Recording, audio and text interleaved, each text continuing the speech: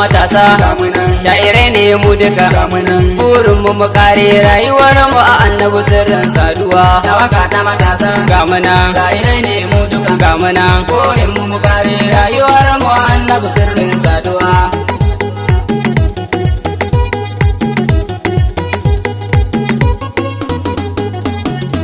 mai rabo dai yau ma ga mu mun zo ka ba mu rabanka hikima da fasaha kai ta ba mu ko da gwaninka mahaɗin dan wanda ka ce da shi ne kwarai za san ka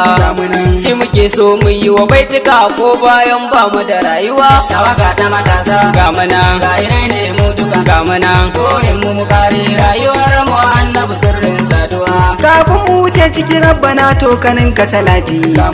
in kayi kayi shiga shugaban nan da yayi wa fati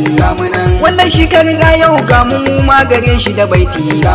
to ka yarda ya karba dan isa ta batulu da tai mana garkuwa. Tawaka ta matasa ga muna sha'irai ne mu duka ga muna burin mu kare rayuwar mu a annabi sirrin saduwa. a ciki na salatin rabbana a sako shi rafa'u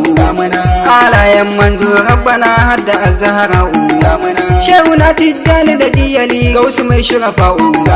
sada jirgin bege shakshagab sani tuntuni kai mana garkuwa. Tawaka ta matasa ga muna sha'irai ne mu duka ga muna burin mu kare rayuwar mu a annabi sirrin saduwa.